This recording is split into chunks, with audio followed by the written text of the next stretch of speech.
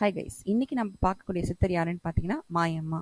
மாயம்மா வந்து இந்த கன்னியாகுமரி பகவதி அம்மனுடைய மறு உருவம்.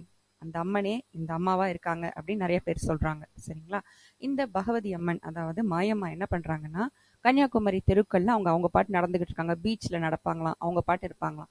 ஸோ அப்போ எல்லாரும் என்ன நினைச்சாங்க, இவங்க வந்து இந்த சித்தம் கலங்கிய ஒரு பெண் அப்படின்னு சொல்லி நினைச்சாங்க. ஆனா உண்மை என்னன்னா, ஒரு நாள்ல வெளியே வந்துச்சு. என்னன்னு பார்த்தீங்கன்னா, ஒரு ஆள் வந்து, ஒரு பைக்காரர் வந்து ஒரு நாய் மேல வண்டி ஏத்திட்டு போயிட்டாரு. அந்த நாயோட குடல் எல்லாம் வெளியே வந்து நாய் உயிருக்கு போராடி தவிக்குது, உயிர் போகுது. அப்ப இந்த மாயம்மா என்ன பண்றாங்க, பக்கத்துல இருக்க அந்த குச்சி இருக்கு இல்லைங்களா, மண்ணில் ஒரு குச்சியை தேடி அந்த குச்சியை வச்சு அந்த உள்ள இருக்க குடல் எல்லாம் உள்ள போட்டு தச்சு அந்த நாய் மேல இந்த மண்ணை தூவி விட்டோன்னு நாய் ஏஞ்சி ஓட ஆரம்பிச்சிருச்சு. இதை வந்து பார்த்த ஜனங்க தூக்கி வாரி போட்டுருச்சு. அந்த பஸ் ஸ்டாண்ட்ல நின்றுட்டு பார்த்து அவங்களுக்கு தூக்கி வாரி போட்டுருச்சு. அப்ப எவ்வளவு பெரிய பவர்! முடியுங்களா யாராவது? அசால்ட்டா அந்த அம்மா ஒரு நிமிஷத்துல பண்ணி முடிச்சுட்டாங்க. இவங்களுடைய ஜீவ சமாதி சேலம்ல இருக்கு. மிக்க நன்றி.